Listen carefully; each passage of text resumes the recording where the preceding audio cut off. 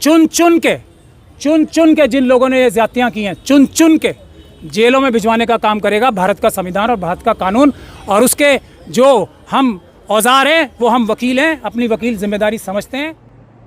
20 और 21 जुलाई को दिल्ली में छात्रों और युवाओं के प्रदर्शन को जिस तरह से सरकार ने पुलिस, पैरामिलिट्री फोर्स और अपने सादी वर्दी के गुंडों के जरिए कुचलने की कोशिश की है, उसके दृश्य देख करके रोंगटे खड़े हो जाते हैं। लेकिन एक अच्छी पहल ये हुई है कि वकीलों का एक ग्रुप आया है और वो सारे सबूत इकट्ठा करके ये कह रहा है कि वो सबको चुन चुन करके उनको उनके गुनाहों की सज़ा दिलाने का काम करेगा। तो मैं समझता हूँ कि ये जो वकीलों का ये कदम है, ये छात्रों के इस आंदोलन को एक मजबूती प्रदान करेगा और उन लोगों को भी एक सबक सिखाएगा जो समझते हैं कि हम डंडे के जोर से आंदोलन को कुचल सकते हैं। महमूद प्राचा देश के उन सीनियर वकीलों में से हैं जो इस तरह के मामलों को हैंडल करने की कला में सिद्धहस्त हैं। डंडा नहीं उठाएगा कोई। और ईमानदार पुलिस अधिकारियों से मेरी गुजारिश है, आपकी जिम्मेदारी है ऐसे भ्रष्ट लोगों को मालिकों के ऊपर हमला करने से रोको। एक दूसरा, आप डीडी एंट्रीज करो जाके अपनी पर्सनल डायरीज में कि आज इस अधिकारी ने ये कार्य किया। अगर आपको बचना है तो भारत के संविधान और कानून से, ये ईमानदार ऑफिसर्स के लिए गुजारिश है मेरी। और वो भी चोरी छुपे ही सही, ईमानदार पुलिस अधिकारी सिर्फ सबूत इकट्ठे करें। काम हमारा है वकीलों का, उन सबको जो यहाँ बच्चों को खून निकाल रहे हैं, हड्डियाँ तोड़ रहे हैं, हमले कर रहे हैं, झूठे मुकदमे बना रहे हैं। मुझे इस देश में सबसे ज़्यादा एक्सपीरियंस है ये झूठे मुकदमे से बच्चों को निकालने का। जिस अधिकारी ने पुलिस की वर्दी उतार दी वो आम नागरिक हो गया। आम नागरिक मतलब अपराधी हो गया वो। तो पहले तो हम लोगों को पुलिस अधिकारी कहना बंद करना पड़ेगा। वो कॉमन क्रिमिनल्स थे जो अमित शाह साहब का गैंग है क्रिमिनल, जो लाठियां चला रहे थे। और मुझे ये भी पता लगा है कि करंट छोड़ा गया था।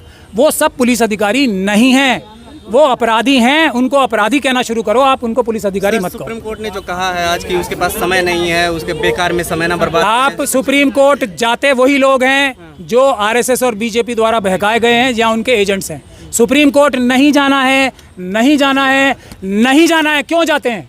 सिर्फ और सिर्फ ये सब करवाने के लिए। मोदी जी, अमित शाह जी चाहते हैं कि लोगों का जो नफरत है वो किसी और इंस्टीट्यूशन की तरफ डाइवर्ट हो जाए, कोर्ट की तरफ डाइवर्ट हो जाए। क्या आप लोगों को ये लगता है कि जज लोया के साथ जो हुआ, वो जज लोया की जो नियति थी उसको झेलने के लिए बाकी सब जज तैयार हो जाएंगे इतने आसान से? और जबकि कोई काउंटर, अब ये आंदोलन हो रहा है ना, धीरे धीरे करके आप जजेस को देखेंगे। अब जनता खड़ी है ना, हमारे सारे इंस्टीट्यूशंस ठीक होंगे धीरे धीरे करके। एक तरफ से अमित शाह जी की धमकियाँ, जज लोया का नाम, और दूसरी तरफ जजेस की और दूसरी संवैधानिक लोगों की रक्षा करने के लिए कुछ नहीं खड़ा। तो आप हर इंस्टीट्यूशन की मजबूरी भी समझें, लेकिन मजबूरी कोई उनके अपराधों को कम नहीं कर। वीडियो नहीं देखना चाह रहे हैं, चीफ जस्टिस कह रहे हैं वीडियो देखने का टाइम। मैं आपको क्या बता रहा हूँ, गए क्यों वहाँ पे? ये आंदोलन कामयाब हो रहा है। अमित शाह साहब का इस्तीफा 1 पॉइंट प्रोग्राम होना चाहिए। मैं तो कह रहा हूँ अगर आप लोगों को सफलता प्राप्त करनी है ना, अमित शाह जी के इस्तीफे को छोड़ के हर मांग आपकी मानी जाएगी। एक डिमांड सबसे ऊपर लिख लो इसमें, ईवीएम हटाओ, देश बचाओ, पेपर बैलेट से इलेक्शन कराओ। अभी सारी डिमांड्स अगर प्रधान जी को अभी ना हटा दिया जाए तो मेरा नाम। दिल्ली हाई कोर्ट ने कहा कि असली जड़ वो है, हमें इसमें घसीटे ना। तो मतलब क्या डर है दिल्ली हाई कोर्ट? मैं क्या कह रहा हूँ, ना घसीटें। मैं अदालत में ऑफिसर ऑफ द कोर्ट हूँ, ना घसीटें अदालतों को। वो घसीटते हैं जो आरएसएस के द्वारा बहकाए हुए हैं और अदालतों या आरएसएस के एजेंट्स हैं। ये जनता की अदालत है, सबसे बड़ी अदालत है। पता है ना, बाबा साहब ने सबसे बड़ी अदालत इसे बनाया। इस अदालत से बड़ी अदालत कौन सी है? यहाँ फैसला होगा। फिर आप गलत, ये बाबा साहब का संविधान नहीं है। आखिरी उम्मीद देश की जनता और भारत का संविधान है। इसीलिए कॉन्सेप्ट्स क्लियर करो अपने सब। जो बेसिक बात है वो हमारे लोगों को बहकाते हैं ना बहुत सारे जो बड़े बड़े लोग हैं ना, बड़े बड़े वकील और दूसरे। सुप्रीम कोर्ट नहीं है, भारत की जनता सुप्रीम है, भारत का संविधान सुप्रीम है। वो सुप्रीम कोर्ट के जजेस आपके जनता के नौकर हैं। ये बात आपको समझनी चाहिए। ऑनरेबल जजेस जनता के नौकर हैं। 10 FIR हो गई। गांधी को जिस तरीके से कल घसीटा गया था उसको लेके क्या कहेंगे तमाम अखिलेश यादव हो, विपक्षी नेता हो? मुझे तो बहुत खुशी हुई कि अब कम से कम जिन लोगों से सबसे ज़्यादा उम्मीदें हैं वो आ रहे हैं। लेकिन उनसे एक निवेदन है, देखिए मैं उनके बारे में थोड़ा थोड़ा कड़वा भी बोलता हूँ दुखी होकर। निवेदन ये है कि एक दिन में ना रुक जाएं, रोज़ आएँ, देखो। और ईवीएम की डिमांड हमारी एक बार फिर सुन लें। मैं आपको ऐसा बढ़िया दवाई दे रहा हूँ, ईवीएम का नाम आते ही मोदी जी भागते हैं, क्योंकि उसी से वो पीएम तो ईवीएम के है ना, एचएम अमित शाह साहब ईवीएम के एचएम हैं, जनता के एचएम है ही नहीं। 20 कंपनियां आज भी बुलाई गई कोलकाता से एयरलिफ्ट करके, और यहाँ पर पूरी सिक्योरिटी है, मेट्रो स्टेशन बंद किए जा रहे हैं। इस तरीके का जो माहौल है, इस पर क्या कहेंगे, क्यों आखिर इस तरीके की चीज़ें हो रही हैं? अरे ये तो 20 कम पड़ जाएंगी। भारत देश की जनता पता है आपको 140 करोड़ है, और कुछ समय जा रहा है। ये जो आपराधिक जो हम कानून सिखा रहे हैं ना, पुलिस के अधिकारी भी तो सुन रहे हैं। अगर कोई सीनियर ऑफिसर अपराध करने के लिए निर्देश देता है तो वो पालन करना, यानी कि ना पालन करना उस आपराधिक आदेश का, ये हर पुलिस ऑफिसर की ड्यूटी है। उसकी ड्यूटी ये है कि ये आपराधिक आदेश, लाठी मारने के आदेश, गोली चलाने के आदेश, आंसू गैस चलाने के आदेश और इस प्रकार से बैरिकेड लगाने के आदेश, ये अपराध है।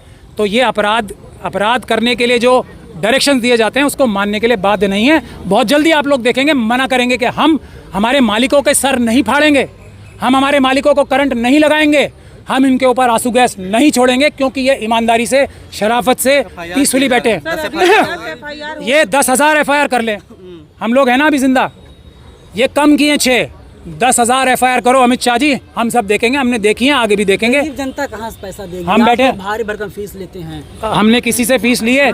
अगर जो मिशन का काम कर रहा है किसी से फीस ली है? ना पहले ना अब।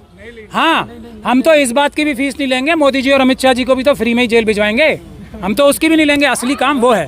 पुलिस कह रही है लोगों को भड़काया जा रहा है, लोगों को उग्र किया जा रहा है, इस तरीके से प्रदर्शन को उग्र बनाया जा रहा है, हिंसा करने की कोशिश है। अच्छा, हम तो जनता को भड़का रहे हैं, जो मालिक को भड़का रहे हैं हम लोग, ठीक, मैं नहीं, जो बाकी लोग। अब तो आज तो मैं भड़काने तो अब आया हूँ, ठीक, आ गया, लेकिन अब भड़काने अमित शाह जी जो देश की डिसिप्लिन फोर्सेस को भड़का रहे हैं, उन्हें अपराध करने के लिए बाध्य कर रहे हैं, उनको आर्म ट्विस्ट करके कि तुम्हारी नौकरी चेंज कर दूंगा। अभी ये कमिश्नर ऑफ पुलिस को किस ग्राउंड पे हटाया? कमिश्नर ऑफ पुलिस साहब का क्या गुनाह था? ये आर्म ट्विस्टिंग है ना, ये बात है। अगर तुमने वो नहीं किया, अगर तुमने इस पीसफुल प्रोटेस्ट पे गोली नहीं चलवाई, तुम्हें हटा देंगे। पावर है ना सर, अरे ये पावर नहीं है, ये अपराध है। नाकाम सीपी थे सतीश गोल्डा साहब, नए जो सीपी आए अनुराग कुमार, ये बड़े अच्छे हैं। ये कामयाब हो गए ना, इन्होंने अपने मालिकों के ऊपर लाठी और करंट और आंसू गैस चला लिए, झूठे मुकदमे करा लिए, ये कामयाबी चाहिए? ये अपराध है ना। तो अपराधी गैंग है, अमित शाह साहब का गैंग है ये अपराधिक। उसके की बेटियों को लठों से मारा है। ये सब मैं आपको सिर्फ वीडियो इकट्ठी करके रखना, सिर्फ वीडियो, एक एक को चुन चुन के जेलों में भिजवाएंगे अमित शाह साहब में। सुप्रीम कोर्ट तो नहीं कर रही वीडियो ना, फिर आप सुप्रीम कोर्ट जेल में जाएंगे। अस्पताल में आपने मरीजों से मुलाकात की है जो मारे गए थे, जिनकी पिटाई देखिए, अस्पताल हम इसलिए गए थे कि हमारे पास अस्पताल जाने की वजह ये थी कि हमारे पास हमारे पास खबर ये थी कि वहाँ पे जो इलाज करने वाले हैं वो, क्योंकि नड्डा साहब है हेल्थ मिनिस्टर, तो आपको सबको पता ही होगा, तो नड्डा साहब और अमित शाह साहब की जोड़ी पूरी ताकत से लगी हुई है। तो हॉस्पिटल में उन लोगों को इलाज के बहाने उनकी तबीयत खराब की जा रही है, ये हमारे पास खबर थी, वो चेक करने गए थे। और मैं निवेदन करूंगा सब वकीलों से कि कम से कम सभी अस्पतालों में 10-10, 20-20, 25-25 वकील रोज जाएं, ताकि उनको डर रहे, अगर इतनी सी भी गड़बड़ी की इलाज में तो जेल की सज़ा, कोई डॉक्टर नहीं बचेगा उससे। ये इसलिए हम गए थे आज। और बात वहाँ पर क्या देखा, किस तरह की स्थिति है? नहीं, वहाँ तो देखिए, इस वक्त तो अमित शाह जी के राज में धमकी का माहौल चल रहा है। वहाँ की डायरेक्टर साहिबा आ गई, वो अपने रिश्तेदारों के नाम लेके डराने लगी हमें, बड़े बड़े नाम लेके कि मैं उसके रिश्तेदार हूँ, ये हूँ वो। पर हम लोग तो पैदा ही डरे हुए होते, तो हमने कहा कि हम लोग जिसके नाम से आप डरा रहे हो, हम देश की जनता है, उनके मालिक हैं हम। तो ये बात जो है ना, ये बुनियादी बात है। मैं सिर्फ एक बात कहने आया हूँ, मालिकों को मालिक हैं ये याद दिलाने, और नौकर हैं उनको ये याद दिलाने। सरकार गिरने जा रही है सर, सरकार नहीं गिरने जा रही। ये अभी पहला टारगेट रखें, सरकार बदलेगी ईवीएम से।